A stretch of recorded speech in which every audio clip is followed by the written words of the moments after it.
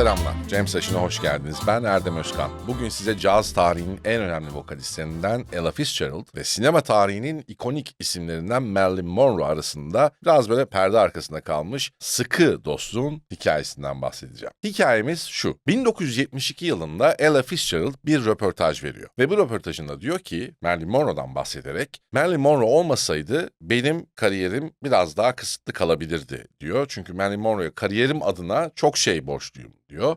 Ve Marilyn Monroe'dan övgüyle bahsediyor 1972'de. O gün itibariyle Marilyn Monroe öleli 10 yıl olmuş. Yani 1962'de hayatını kaybediyor Marilyn Monroe. Ve onun ölümünden 10 yıl sonra Ella Fitzgerald'ın, yani cazın First Lady'sinin Marilyn Monroe'dan bu şekilde bahsetmesi biraz tabii ilginç bulunuyor. Neden diye sorulduğunda işte bir hikayeden bahsediyor Ella Fitzgerald. Şimdi ben de size o hikayeyi anlatacağım ama öncelikle Ella'nın da Marilyn'in de biraz çocukluklarına gitmemiz ve bu iki ikonik ismin çocukluklarında, yetişme dönemlerinde giden paralel yolu biraz görmemiz gerekiyor. Öncelikle Marilyn'den başlayalım. Marilyn Monroe çok sorunlu bir çocuk yaşıyor. Aile içi tacize varacak kadar sorunlu bir çocuk yaşıyor. Bunu da açıkçası genellikle röportajlarda çekinmeden de söyleyebiliyor. Yani o konuda bir çekincesi yok. Açık açık bundan bahsedebiliyor. Çocukluğu boyunca çok fazla aynı yerde kalmadan sürekli seyahat etmek zorunda kalmış. Sürekli lokasyon değiştirmek zorunda kalmış. O yüzden de çocukluk yıllarından yetişkinlik yıllarına taşıdığı böyle sağlam, sıkı dostluklar yok. Bunun da biraz aslında yetişkinlik hayatında yansıdığını da görüyoruz. Hep bildiğimiz, duyduğumuz Marilyn Monroe ile ilgili işte yetişkinlik hayatındaki işte alkol, uyuşturucu gibi problemler belki de biraz işte oradan kalma sıkı dostluklar ve onu zaman zaman dürterek doğru yola itecek insanlar olmamasından, çok güvenebileceği bir kalenin olmamasından kaynaklanıyor. Ella Fitzgerald ise Marilyn'in aksine bu konulardan çok bahsetmeyi sevmiyor yapılan röportajlarda ama şunu biliyoruz, onun da ailevi problemleri var. Onun da babasıyla ilgili problemleri var. Zaten işte annesinden sonra babasını bırakarak Harlem'a, yani New York Harlem'a taşınmasının sebeplerinden bir tanesi de bu babasıyla yaşadığı problemler.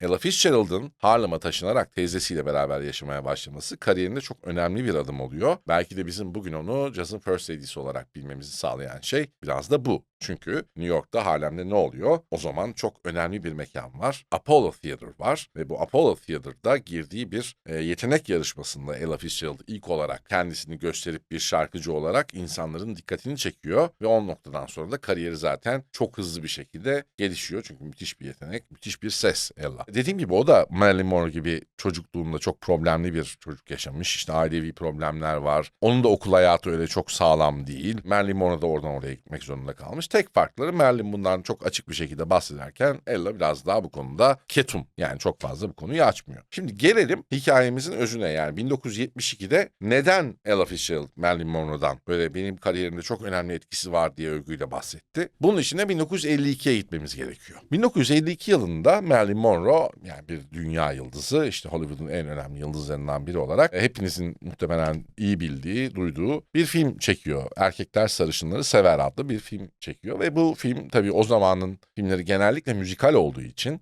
oyuncuların hem oyunculuk hem şarkıcılık hem de dans yeteneklerini sunmaları gereken yapımlar oluyor. Filmin müzikal direktörü o dönemde Marilyn Monroe'ya bir takım plakları hediye ediyor. Diyor ki bunları al, bunları dinle ve bunları iyice anlamaya çalış, bu tarzda söylemeye çalış şarkıları. Bu filmdeki şarkıları böyle söylemeye çalış diyor. Marilyn Monroe da alıyor, onları dinlemeye başlıyor ve çok etkileniyor. Dinlediği şey de aslında o müzikal direktör Marilyn Monroe'ya Ella Fitzgerald'ın kayıtlarının bulunduğu plakları hediye etmiş. Yani diyor ki Ella gibi söylemeye çalış. O tarzda söylemeye çalışıyor ve Marilyn Monroe Ella'yı dinleyince büyüleniyor. Hayran kalıyor sesine. Zaten ismini duymuş ama hani bu kadar detaylı bir şekilde dinlememiş muhtemelen o dakikaya kadar. Dinleyince büyüleniyor ve onları dinleyerek şarkıları o şekilde söylemeye çalışıyor. Ve film çok büyük bir başarıya ulaşıyor. Bu başarıda tabii Marilyn Monroe'nun şarkıcılık tarafı, dans tarafı, oyunculuk tarafı hepsi etkili. Ama şarkıcılık tarafını da kenara koymamak gerekiyor. Marilyn Monroe çok güzel bir kadın zaten. Çok işamlı ama o şarkıları kötü söyleseydi muhtemelen film bu kadar başarılı olmayacaktı. Marilyn Monroe o dakikadan sonra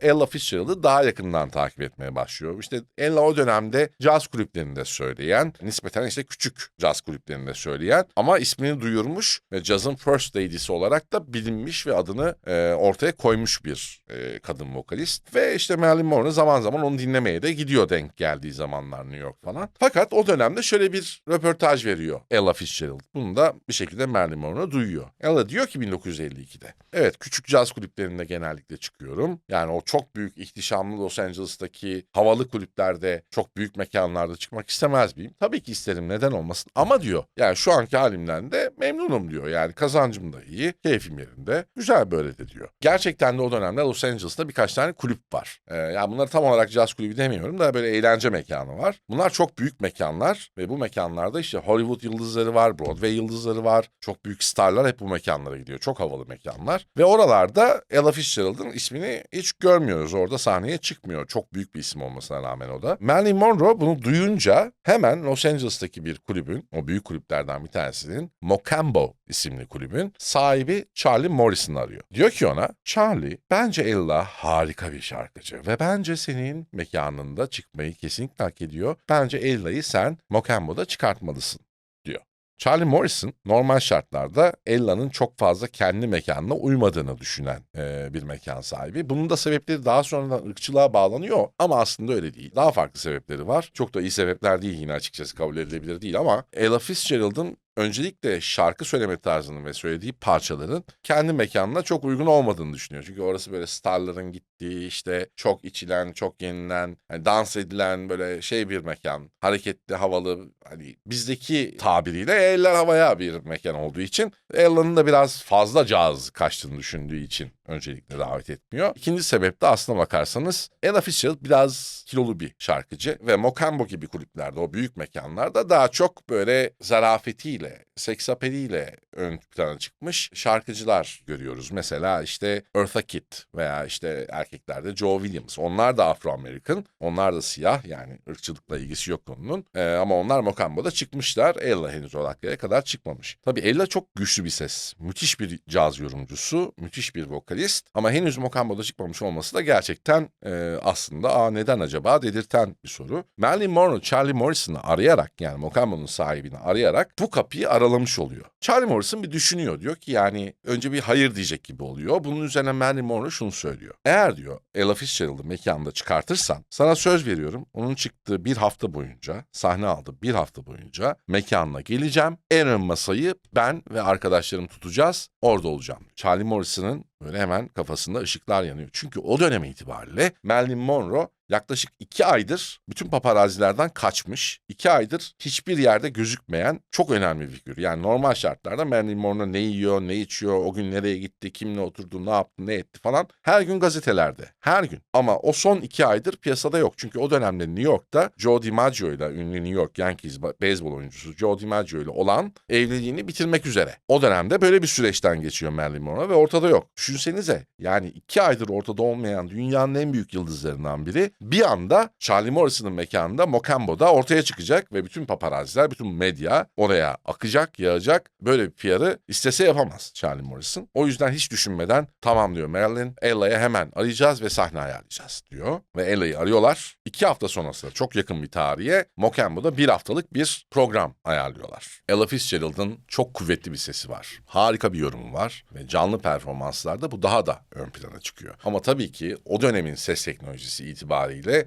o kayıtlar günümüze çok güçlü bir şekilde aktarılamamış durumda. O yüzden o kayıtları bugün dinlerken çok iyi bir ses sistemine ihtiyaç duyarsınız. Döviyela Phantom 1 işte aradığınız ses sistemidir. Döviyela Phantom 1 hem Ella Fitzgerald'ın o kuvvetli sesini taşıyan hem de Marilyn Monroe'nun eşsiz zarafetini taşıyan bir ses sistemidir.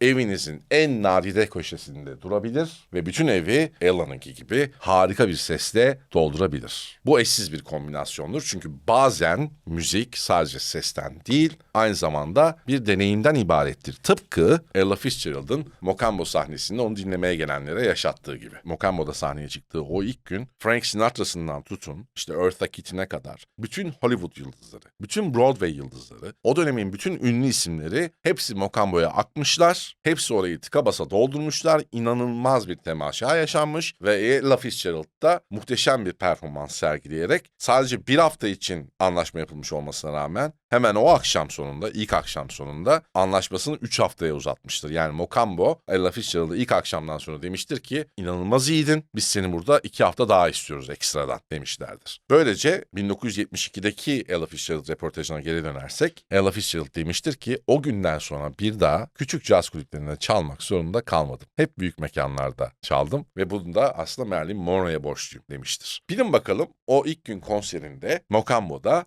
en ön masada kim yoktu? Marilyn Monroe yoktu.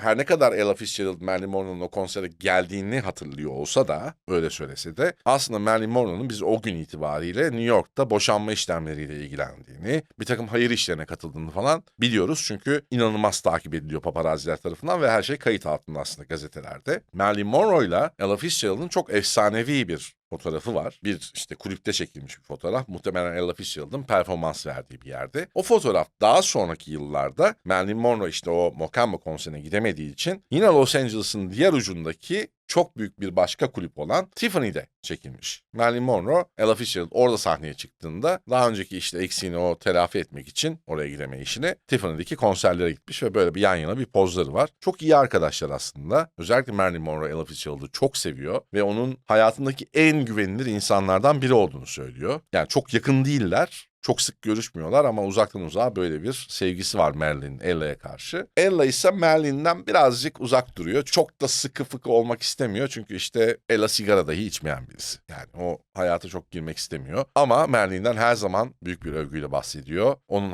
kendi kariyeri üzerindeki etkisini de Marilyn Monroe'nun ölümünden 10 yıl sonra bile hatırlıyor ve en sıradan röportajda bile hep dile getiriyor ona olan minnettarlığını. Bugün size caz dünyasının en güçlü isimlerinden, en büyük isimlerinden ve belki de gelmiş geçmiş en önemli vokalisti Ella Fitzgerald'dan bahsettim. Ve tabii ki sadece sinema tarihinin değil 20. yüzyılın, son 100 yılın en ikon figürlerinden biri olan Marilyn Monroe'dan bahsettim. Bu ikilinin arasındaki ilişki ve aslında birbirlerine çok da belki de farkında olmadan ne kadar büyük bir etki ettiklerini, ne kadar güzel etkiler bıraktıklarından bahsettim. Bir dahaki James Ash'in bölümünde görüşmek üzere. Hoşçakalın.